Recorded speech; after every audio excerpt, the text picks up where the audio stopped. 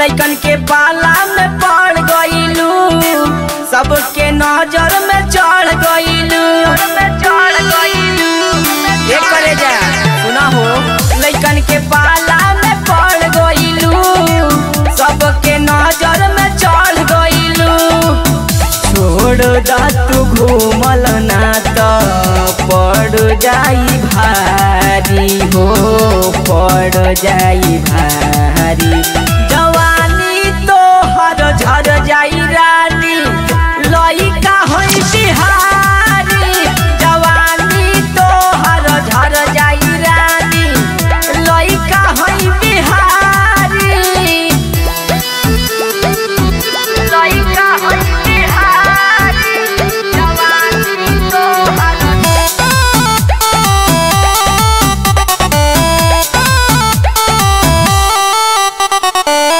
भइलू से आन सबसे बड़ पगलाइल। काहे बबुनी इतना बड़ू अगुताइल,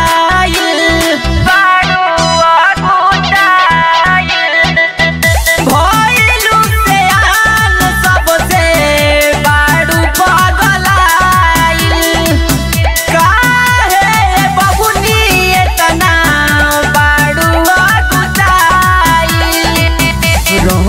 कंट्रोल में तू परी तोरो पारी रे, परी तोरो पारी।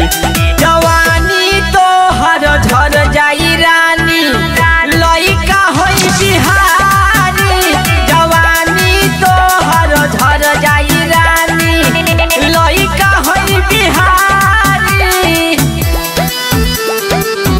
लइका होई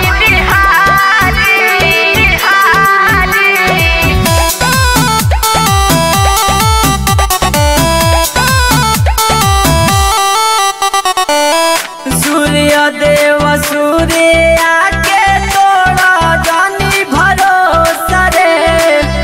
राइटर विकास की झलदी तोरा दोसा रे।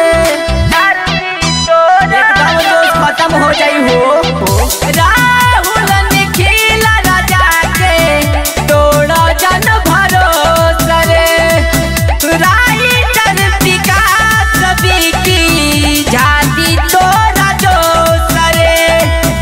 अंकित गोलू कहे कैसन बाड़े नारी रे, कैसन बाड़े नारी।